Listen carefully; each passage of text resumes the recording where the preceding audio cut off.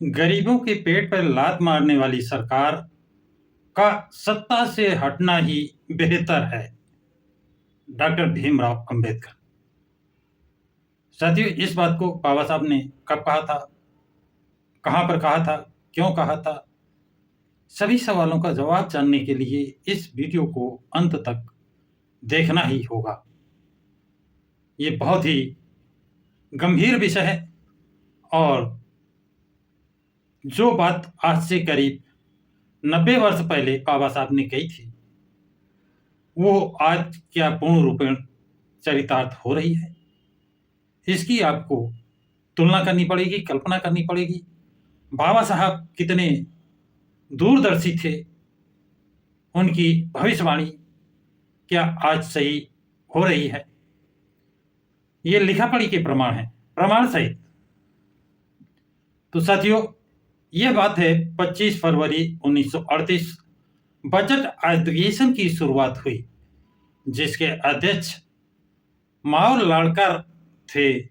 अधिवेशन के panel chairman के पद पर खान बहादुर अब्दुल्ला लतीफ, नंबर 2 पर स्वतंत्र लेबर पार्टी के राजाराम आर भोले और नंबर 3 मिस्टर ब्रावल और नंबर 4 सर एस.टी. कामली के नियुक्ति की घोषणा की गई। किसमें? बजट सत्र में।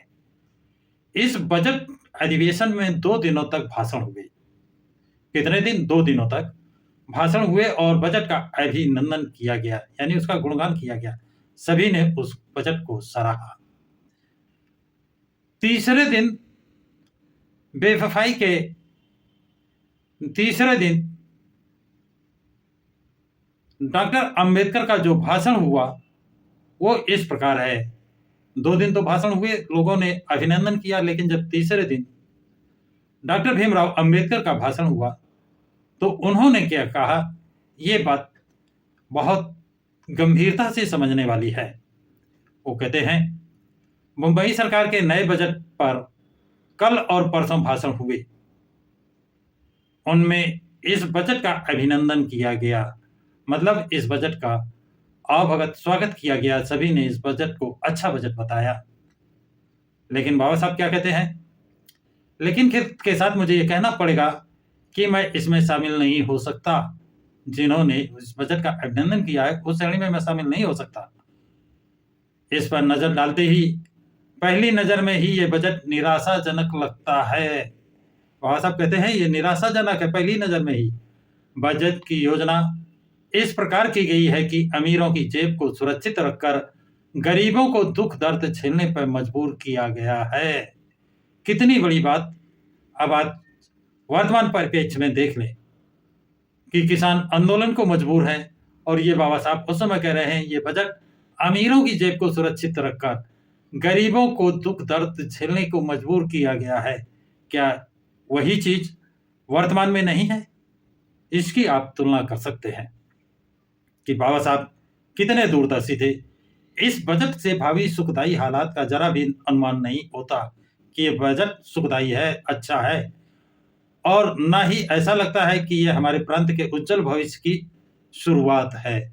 इस बजट से ये भी नहीं लगता है कि हमारा प्रांत ऊंचाइयों पर जाएगा, उसकी शुरुआत है। लेकिन इस योजना का श्रेय मैं ना फर्नांडिस से अधिक गृह मंत्री को देना ही पसंद करूंगा।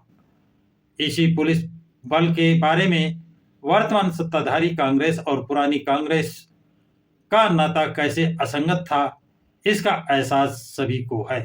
नई कांग्रेस और पुरानी कांग्रेस पुलिस के प्रति क्या सोचती थी, इनका क्या नाता था, इसका एहसास कह रहे हैं सभी को है। कांग्रेस की असहकारिता आंदोलन, मतलब असहयोग आंदोलन जो चला था, उसके विषय में कह रहे हैं के दौरान कांग्रेस को पुलिस के बारे में इतना अपनत्व महसूस नहीं होता था। यानी जब असहयोग आंदोलन चल रहा था, असहकारिता आंदोलन चल रहा था, तब पुलिस से इतना अपनत्व महसूस नहीं था, अब पुलिस पर अपनत्व नहीं था, तब उस पर आरोप प्रत्यारोप लगते थे। आप कहते हैं अनगिनत खतर की टोपीधारी कांग्रेस वालों के मुंह से पीली पगड़ी हाय हाय के नारे निकाले हुए जिन लोगों ने सुना था, उसी कांग्रेस ने आज सत्ता में आने के बाद 36,000 रुपए की अतिरिक्त राशि आरक्षित करनी पड़ी। यह जितने आश्चर्य और आनंद की बात है, ये कितने आश्चर्य और आनंद की बात है। तो साथियों, बाबा साहब क्या कह रहे हैं कि वो खद्दरधारी टोपी वाले पहले पुलिस को पीली टोपी हाय हाय का नारा लगाते थे, आज उसी पुलिस के लिए 36,000 अतिरिक्त बजट में दे रहे हैं। इतना बड़ा परिवर्तन आ गया है, अब पुलिस वो अच्छी लगने लगी है। आगे वर्तमान कांग्रेस सरकार असेंबली के अधिकारों पर अतिक्रमण कर रही है। ऐसा लगता है अब तक किसी भी सरकार के द्वारा अपने ही अधिकार के तहत बजट में व्यय होने वाली बड़ी रकमों को तय नहीं मान लिया था। कोई निश्चित नहीं थी व्यय होने वाली रकम के बारे में सरकार पहले ही असेंबली में सूचित करना चाहिए था, लेकिन ऐसा नहीं किया। बाबा साहब कहते हैं जो व्यय करनी तय उसे सूचित करना चाहिए था। दूसरी बात यह है कि सरकार को चाहिए था कि वो पहले अकाउंटेंट को इस बात की सूचना देती कि उक्त रकम का उपयोग किस प्रकार से की जाने वाला है, उस रकम का किस प्रकार से उपयोग किया जाएगा। वहां साहब कहते हैं दूसरी बात की सरकार को सूचना देना चाहिए कि वो किसको, अकाउंटेंट को, कि इस रकम की सूचना देते कि वो किस तरह उपयोग की जाएगी, वो रकम का उपयोग किस में किया जाएगा। लेकिन सत्ता के बल पर इन सभी बातों को नजरअंदाज कर आज मुंबई सरकार अपनी कल्पना के सहारे बनाई हवाई किले के निर्माण के लिए 16 लाख रुपया खर्च कर रही है। कितना? बंबई हवाई किले के लिए 16 लाख रुपए खर्च कर रही है। इस मामले में असेंबली की राय तो नहीं ली गई है। बाबा साहब कहते हैं असेंबली की राय लेना चाहिए, लेकिन सरकार ने असेंबली की राय नहीं ली है और अपने विधायक काम के बारे में थोड़ी सी भी जानकारी नहीं दी है और न अपने इस कार्य के बारे में कोई जानकारी दी है। लगता है गृह मंत्री जी, यह ईमानदारी की राय है कि इस असेंबली को कानूनी नियमों के तहत नियम बनाने का कोई हक नहीं पहुंचता, कि असेंबली को ईमानदारी से इस पर कोई कानून बनाने का हक नहीं है। आज वो इस सदन में अनुपस्थित हैं। कौन? मुख्यमंत्री। इसलिए इस बारे में उनका पक्ष जानना संभव नहीं है। फिर भी गृह मंत्री द्वारा किए जा रहे सत्ता के गलत इस्तेमाल के बारे में मुझे ये स्पष्ट रूप से कटाक्ष करना पड़ रहा है। यानी जो ये गलत इस्तेमाल किया जा रहा है गृह मंत्री द्वारा, उसके लिए मैं ये बात कह रहा हूं। बताया जा रहा है कि नए लोकोपयोगी यानी जनहित के काम करवाने के लिए सरकार ने 1 करोड़ 16 लाख रुपए की योजना बनाई है। कितनी बड़ी योजना? 1 करोड़ 16 लाख की। 1938 में बहुत बड़ी रकम होती थी ये, लेकिन इन सभी आंकड़ों को खगोलने पर हाथ क्या आएगा?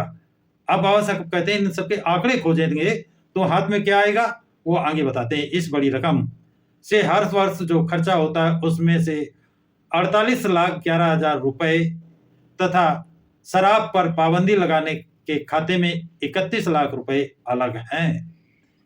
इस रकम को अगर मूल रकम से हटा दें तो जनता के उपयोग के अन्य लोगों के लिए केवल 37 लाख रुपए ही बचते हैं।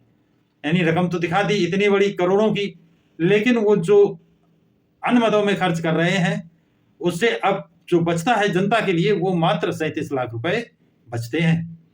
इस प्रकार शिक्षा, पानी की आपूर्ति, स्वास्थ्य संबंधी मदद आदि पर व्यय होने वाली रकम वापस मिलना असंभव होता है या उस मद में खर्च की गई रकम से आय प्राप्त होना असंभव होता है। बेरोजगारी हटाना, स्वास्थ्य बीमा, बुढ़ापे के लिए बीमा, दुर्घटना बीमा, महिलाओं को बच्चे पैदा करने में आर्थिक सहायता जैसी कई जन कल्याण के काम करने हैं। ये जो काम करने के लिए हैं इनके लिए रकम की जरूरत होती है, लेकिन कहते हैं इन मामलों के बारे में मुंबई सरकार चुप्पी साध गई। यानी इन मामलों में कोई मुंबई सरकार ने सहायता नहीं की है, चुप्पी साध गई। जैसे कौन कौन मामले हैं? बेरोजगारी हटाना, स्वास्थ्य बीमा, बुढ़ापे के लिए बीमा, दुर्घटना बीमा, महिलाओं को बच्चे पैदा होने के समय बच्चों के लिए आर्थिक सहायता जैसी जन कल्याणकारी के लिए, और इन मामलों में मुंबई सरकार चुप्पी साध गई, बिल्कुल शांत है। आज इन जन कल्याण के कामों के लिए जो रकम रखी गई है वो अगले साल भी रखना मुश्किल होगा। ऐसा लगता है कि इनके लिए जो थोड़ी बहुत रकम रखी गई है और ऐसा लगता है अगले साल वो भी नहीं रख पाएंगे। कामगारों हित के बारे में नीति पिछले अगस्त माह में इसी सत्ताधारी कांग्रेस द्वारा कामगारों की हित रक्षा के लिए जो नीति तय किए जाने की घोषणा की थी, उस योजना के अनुसार इस प्रांत पर कितना खर्च होगा, इसका अंदाजा भी सम्माननीय गृह मंत्री देते तो अच्छा होता। यानी वो संभावित खर्च भी नहीं बता रहे हैं, कहते हैं वो देते तो अच्छा होता। हमारे प्रांत के लोगों के लिए हितकारी योजनाओं में से फंडिस की योजना को कुछ समय परे भी रख दें, तब भी मेरी अल्प बुद्धि के अनुसार इस योजना पर न्यूनतम 24 करोड़ रुपए खर्च आएगा। मतलब अनुमानित खर्च जो बाबा साहब बताते हैं कि इस योजना पर करीब 24 करोड़ रुपए का खर्च आएगा। इतना व्यय जो झेल पाए वही इस प्रांत में सरकार बनाने लायक है, यह मेरी राय है। ये व्यक्तित्व में यानी बाबा साहब कहते हैं ये मेरी राय है, जो इतना व्यय झेल पाए 24 करोड़ रुपए का। लेकिन क्या हमारे प्रांत की सरकार इतनी बड़ी रकम जुटाने की कोशिश करेगी? प्रश्न चिन्ह लगाते हैं, क्या इतनी रकम जुटाने का प्रयास करेगी, कोशिश करेगी? आगे कहते हैं पश्चिमी देशों की सरकार के प्रति व्यक्ति कितना खर्च करती है, यह अगर देखा जाए तो इतना चलेगा कि कनाडा में 9 पाउंड 8 शिलिंग, ऑस्ट्रेलिया में 19 pound, Irish free state 10 pound और मुंबई 7 पेंस। यह अनुपात देख हमारी बुरी आर्थिक स्थिति का हार कितना भयंकर है, इसका पता चलेगा। यानी विश्व के अन्य देशों से जो तुलना करते हैं बाबा साहब, तो वहां प्रति व्यक्ति कितना है और भारत में मुंबई का कितना है। इस आंकड़े को आप कहें तो मैं दोबारा फिर से रिपीट कर देता हूं कि पश्चिम देशों की सरकार प्रति व्यक्ति कितना खर्च करती है। यह अगर देखा जाए तो कनाडा में 9 pound 8 shilling, Australia 19 pound, Irish free state 10 pound, Mumbai 7 pence. ये अनुपात देख हमारी बुरी आर्थिक स्थिति का हार कितना भयंकर है, इसका पता चलेगा। यानी सबसे ज्यादा अगर प्रति व्यक्ति खर्च उस समय कोई कर रहा था अपने देश के नागरिक पर, तो वो ऑस्ट्रेलिया था, और सबसे कम जो था वो मुंबई में 7 पेंस, यानी 1 पाउंड भी नहीं। हमारे प्रांत की आमदनी का विवरण देखें तो निराशा घेर लेती है। 1922 से 1935 के दौरान प्रांतों की आय में वृद्धि हुई है। उसका प्रतिशत इस प्रकार है: मद्रास में 26.5, पंजाब में 28, संयुक्त प्रांत में 16.5, असम में 14.5, बंगाल में 11.5 और मुंबई में केवल 3% है। पिछले 13-14 सालों में अतिरिक्त करते हुए आमदनी को अगर घटा दें तो मुंबई की आय 5.5% घटी हुई दिखाई देगी, यानी घाटे में दिखाई देगी। ऐसे हालात में हमारी सरकार अगर शराब पर पाबंदी लगाने का आंदोलन छेड़ती है तो ये डूबते पर बोझ लादने की मानसिकता को अपनाना है। यानी डूब रहा है, उसको बचाने के लिए तिनके का सहारा कहते, लेकिन उस पर डूब रहा है, उस पर और बोझ लाद दो तो बिल्कुल रसातल में चला जाएगा, डूब जाएगा। ये चीज बाबा साहब कह रहे हैं, डूबते पर बोझ लादने की मानसिकता को अपनाना है। इस योजना को अमल में लाते हुए अन्य किसी मत में होने वाली आय को बिना जिन्हें भू राजस्व को कम करने की नीति भी अपनाई गई है। मेरा ये कहना कि राजस्व में छूट नहीं दी जाए, जो राजस्व में छूट दी गई है, बाबा साहब कहते हैं मेरा कहना है कि भू राजस्व में छूट नहीं दी जाए। मेरा कटाक्ष इस बात की ओर है कि शराब पर पाबंदी और भू राजस्व में छूट, इन दो योजनाओं पर अगर अमल किया गया तो सरकारी खजाना खाली हो जाएगा। उसे फिर भरने के लिए क्या किसी विधायक योजना का निर्माण किया जाएगा, कोई और योजना का निर्माण किया जाएगा। पिछले बजट के समय ना फडणवीस ने अपने भाषण में जो आशा के भरपूर वचन दिए थे, उन्हें पढ़ने के बाद आज के बजट में क्या दिखाई देता है। इस वक्त दिए गए वचनों का आज के बजट में जिक्र तक नहीं है। उस बजट के समय बहुजन समाज के हितों के बारे में जो साहस आश्वासन दिए गया था वह इसमें कहीं दिखाई नहीं देता है। यानी जो आश्वासन पहले दिए गए थे वो बजट में नहीं दिखाई देते हैं। इस बजट में कोई नया कर नहीं है, इसलिए इसकी प्रशंसा की जा रही है। इसका मुझे आश्चर्य है। नए कर न लगाकर असल में अमीरों पर जो खर्चे का बोझ कम किया गया है, इस व्यवस्था से गरीबों को कष्ट झेलने पड़ेंगे। क्या इस बात का एहसास अपनों को गरीबी की सहायक कहलाने वाली सत्ताधारी मंत्रिमंडल को भूल से भी कभी हुआ है? बाबा साहब कहते हैं कि जो ये प्रशंसा हो रही है कि नया बजट में कोई नया कर नहीं लगाया गया है, इससे अमीरों की मदद होगी और गरीबों का नुकसान होगा, गरीबों को कष्ट झेलना होगा। इस बात का एहसास गरीबों के सहायक कहलाने वाली सत्ताधारी मंत्रिमंडल को भूल से भी कभी हुआ है? यानी उनको इसका एहसास कभी नहीं हुआ है। इसीलिए मेरा ये साफ कहना है कि ये नया बजट गरीबों का नहीं है, अमीरों का है और इसमें रत्ती भर भी शक नहीं है। ये जो नया बजट आया है, ये गरीबों के लिए नहीं, अमीरों के लिए आया है। आप वर्तमान भारत का बजट भी देख ले, तुलना कर ले, रत्ती भर भी शक नहीं है।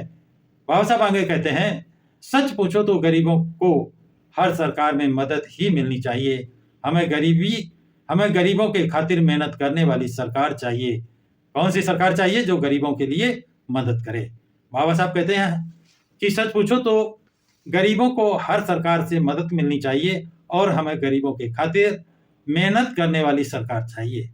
और मनोहर काशीराम कहते थे कि मुझे मजबूर सरकार चाहिए, वो गरीबों की मदद करेगी। तो साथियों, आगे बाबा साहब कहते हैं, निजी स्तर पर जो अमीर अपने बीवी बच्चों को सारी सुख सुविधाएं दे सकते हैं, उन्हीं की संकट के समय मदद करने के लिए यह सरकार खड़ी हो जाती है। ये क्या हास्यास्पद नहीं है? कहते हैं, जो अपने बीवी बच्चों को सुख सुविधाएं दे रहे हैं, संपन्न है, और कोई संकट आता है तो उन्हीं की मदद ये सरकार करती है।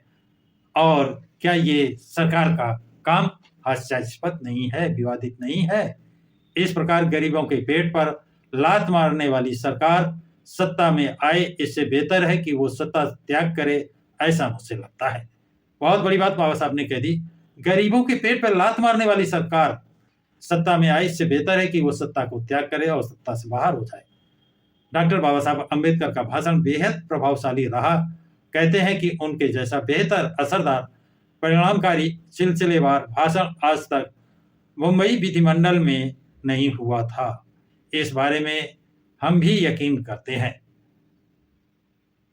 और ना लट्ठे के द्वारा जवाब में जो भाषण दिया गया है वो संतोषजनक नहीं था। वह केवल आधे घंटे तक बोले। इसी से पता चलता है कि अपने विरोधियों को सीधा और सिलसिलेवार जवाब देना अधिक उनके लिए कितना मुश्किल हुआ था, इसका यकीन होता है। उन्होंने अपने भाषण के अंत में बताया कि सभी वर्गों की जनता के हित ध्यान में देकर ईमानदारी से काम कर रहे हैं। साथियों, ये सारी जानकारी आपको बाबा साहब की राइटिंग एंड स्पीचेस खंड 39 पेज नंबर 107 से 110 से लिया गया है, जिसे भारत सरकार ने छापा है। तो साथियों, ये जानकारी आप लोगों को कैसी लगी? कमेंट्स बॉक्स में कमेंट्स जरूर लिखें तथा इस वीडियो को अधिक से अधिक लाइक, शेयर, सब्सक्राइब जरूर करें। सभी साथियों को जय भारत, जय संविधान।